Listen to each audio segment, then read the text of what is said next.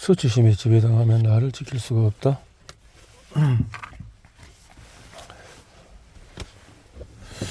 작년에 내가 온몸을 다하는 가정생활에 관한 강의를 끝마쳤을 때의 일이다. 한 남자가 강다니미의 나에게 다가왔다. 그는 한 손을 내밀며 이렇게 말했다. 고맙다는 인사를 하고 싶으세요. 나는 그의 손을 마주 잡으며 따뜻하게 웃어보였다. 그는 바닥만 쳐다보고 있었다. 가만히 보니 눈물을 참으려고 애쓰는 눈치였다. 남자는 숨을 깊이 들이쉬고 나서 말했다. 사실 저는 오늘 저녁에 이 자리에 올 마음이 없었습니다. 도망치고 싶었는데 아내가 억지로 떠밀어서 왔죠. 나는 웃으며 대답했다. 네, 그런 말을 자주 듣는답니다.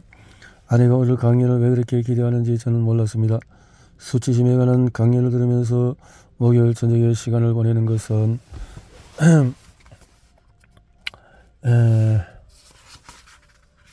최악이라고 아내에게 말했죠.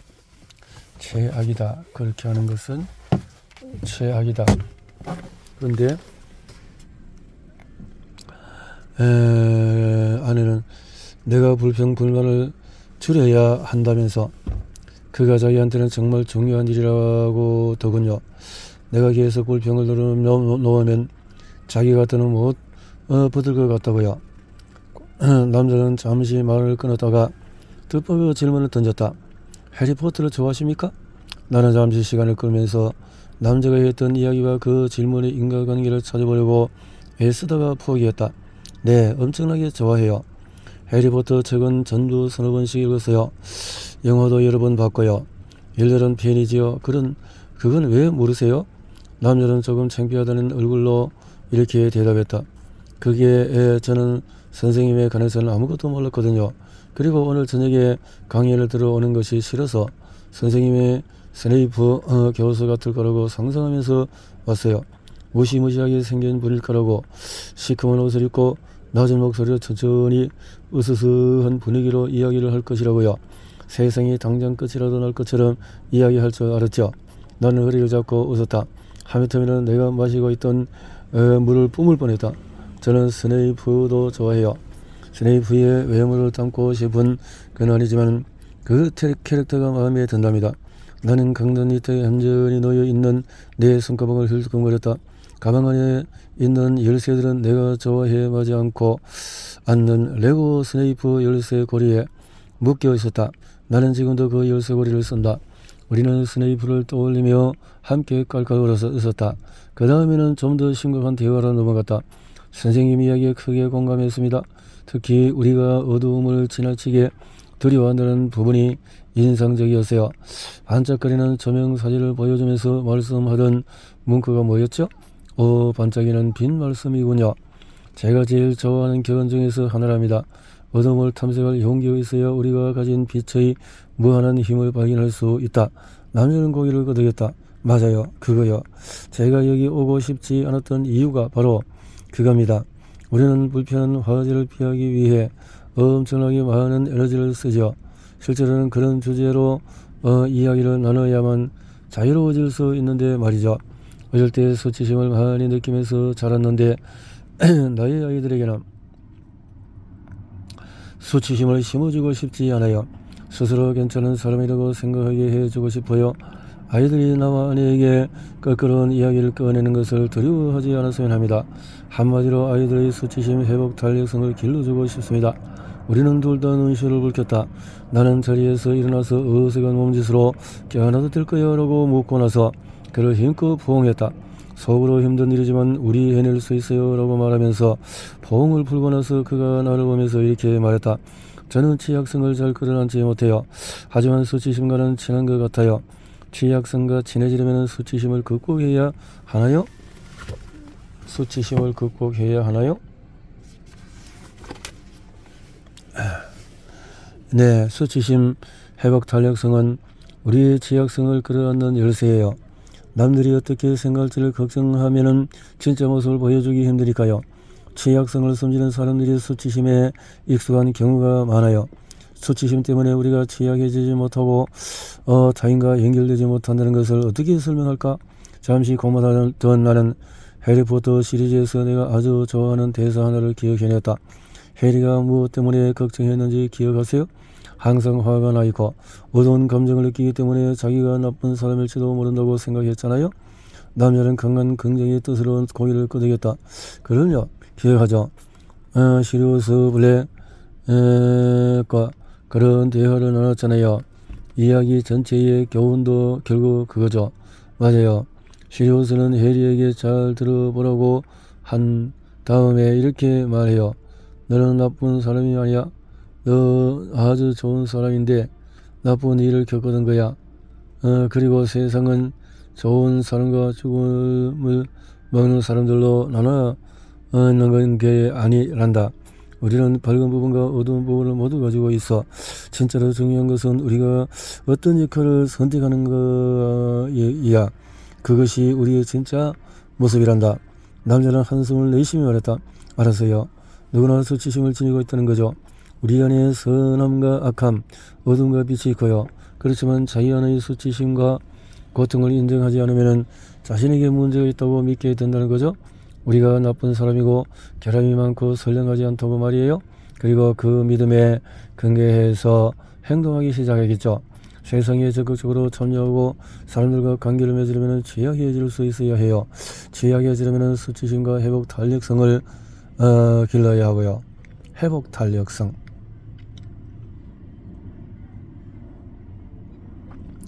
회복 탄력성, 수치심. 강단으로 올라오는 계단 옆에서 남자의 아내가 기다리고 있었다.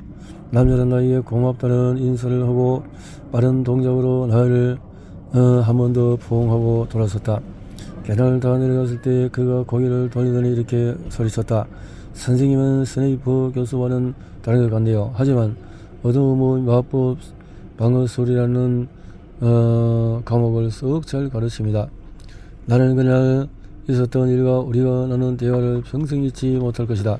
그날 밤 집으로 돌아오는 길에 해리포터 시리즈를 떠올리며 나는 이렇게 생각했다. 어둠의 마법 방어술이라 기막힌 표현이군. 나는 처음부터 불타는 눈동자를 가진 수치심 전도사가 되거나 어둠의 마법 방어술 강사가 되려고 한 것은 아니다. 지난 10년간 수치심이 우리의 삶과 사랑과 육아와 일과 리더십에 미치는 파괴적인 영향을 연구하고 나서 나도 모르게 사이의 가슴속 깊은 곳에서부터 이렇게 소리치게 되었을 뿐이다. 맞아요. 수치심을 이야기하기가 쉬운 주제가 아닙니다. 하지만 수치심에 대한 대화보다 더 위험한 것은 우리가 침묵하는 사이에 만들어지는 것들이에요. 우리 모두 수치심을 경험하면서 살잖아요. 그런데 수치심에 관해서 이야기하라면 다들 겁을 냅니다. 우리는 수치심에 관해서 이야기하기를 회피하면 수치심은 더 커집니다. 지금보다 용감해지고 싶다면 취약해져야 한다. 세상에 뛰어들어서 나를 보여주고 싶다면 취약해져야 한다. 해리포터를 좋아하는 남자에게 내가 말했듯이 우리가 수치심에 젖어 남들이 어떻게 생각할지 걱정만 한다면 우리 자신의 모습을 어떻게 당당히 드러내겠는가? 어떻게 당당히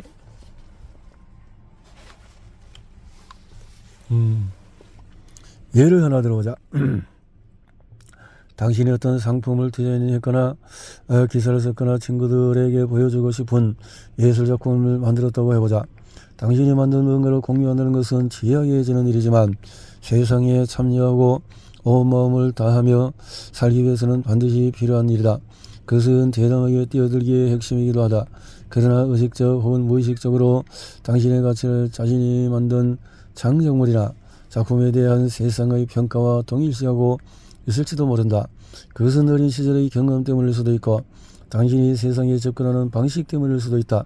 사람들이 내 작품을 사랑해주면 나는 가치 있는 존재야. 사람들이 내 작품을 좋아하지 않으면 나는 가치 없는 존재야. 그럴 때 벌어지는 일들 중에 하나이다.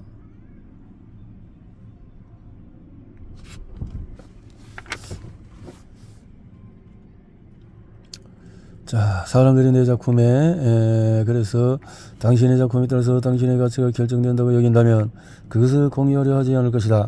설령 공유한다 해도 창의성과 혁신이 제거되어야 되는 부분을 한두 개 벗어내어서 덜 위험한 작품으로 바꿀 것이다. 당신의 모든 것을 고스란히 털어낸 작품을 내놓을 경우에 위험 요소가 너무 많기 때문이다. 작품을 원형 그대로 공개했는데 사람들의 반응이 기대에 미치지 못한다면 당신이 큰 타격을 받을 것이다. 작품이 멜로 당신은 가치 있는 사람이 아니라고 여길 것이다. 그런 사람에서 확률은 희박하다.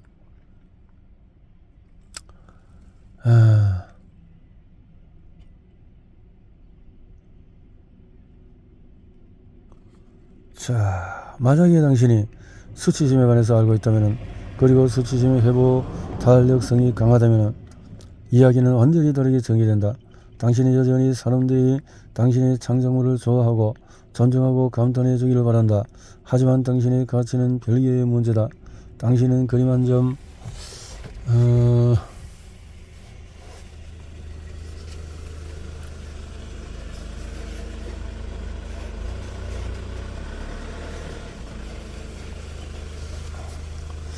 획기적인 아이디어 하나, 근사한 연설 하나, 훌륭한 설교 하나, 아마존닷컴의 높은 수온이 따위에는 보다도 훨씬 가치 있는 존재다. 물론 친구나 동료들이 당신의 열정을 알아주지 않거나 일이 잘 풀리지 않을 때면 힘들기도 하고 실망스럽기도 하다.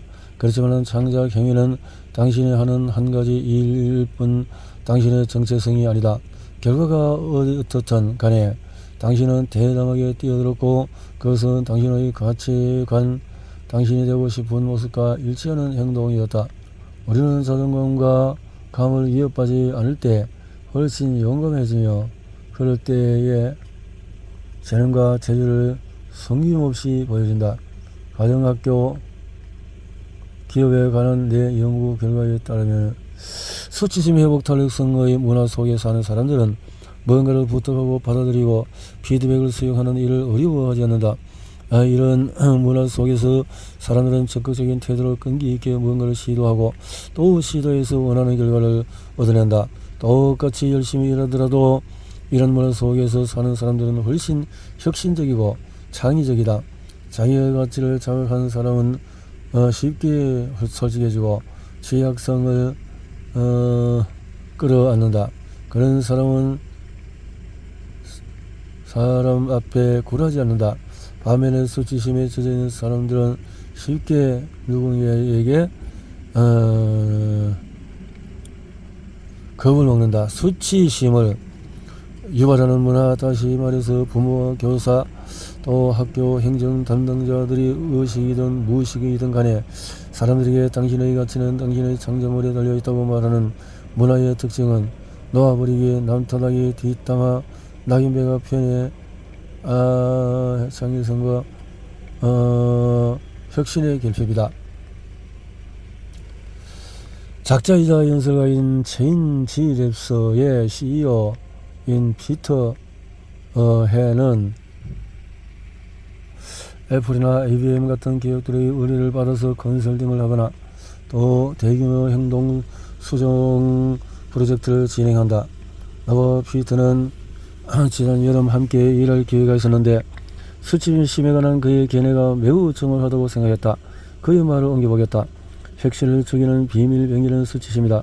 누군가 새로운 아이디어를 말하지 못하거나 자신의 상사에게 꼭 필요한 비립을 주지 못하거나 고객 앞에서 하고 싶은 말을 당당하게 못할 경우에 수치심이 작용하고 있는 것이다. 우리의 마음속의 기분, 또 틀리면 어쩌나, 망신을 당하면 어쩌나, 위축하면 어쩌나 불안이 있다.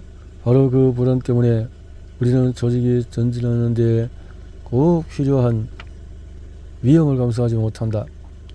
창의성과 혁신이 꽃피는 문화를 이루고 싶다면 시장과 진출할 때 지금 개개인의 자원에서나 적절한 위험을 감수하고 싶다면 맨 먼저 관리자들이 자기 팀 안에서 취약성에 개방적인 태도를 취해야 하는 불훈련을 겪어왔다.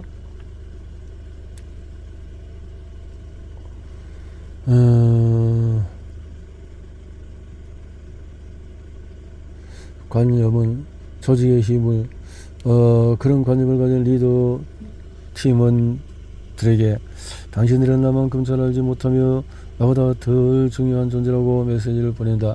이것은 위협 회피의 직업이라 해도 과언이 아니다. 수치심을 잃어버린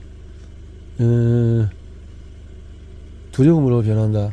두려움은 위험 회피로 이어지고 위험 회피는 혁신을 죽인다.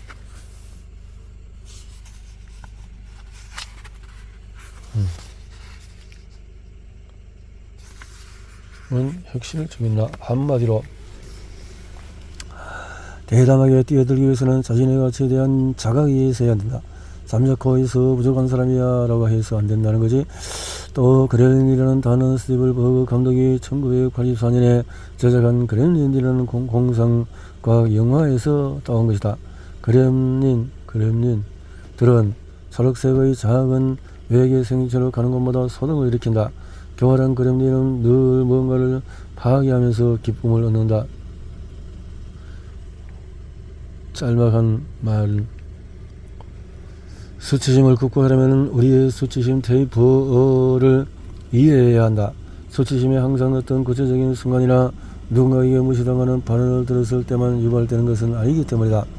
어렸을 때부터 받은 교육이나 사회에서 주의당한 내용이 마치 오래된 녹음기처럼 계속 반복되면서 수치심이 생겨나기도 한다. 수치심은 1대1의 관계에서 시작된다. 하지만 나이가 어느 정도 들고 나면은 내가 나 자신에게 수치심을 안길 수도 있다. 때로는 우리가 용기를 내어서 경기장 안으로 들어갈 때, 즉 삶에 뛰어날 때 많은 독특한 비판을 퍼붓는 사람이 아닌 우리 자신인 경우가 많다. 수치심은 우리가 차마 말하지 못하는 힘을 얻는다. 그래서 수치심은 완벽주의자를 사랑한다. 완벽주의자들은 쉽게 입을 다물어 버리기 때문이다.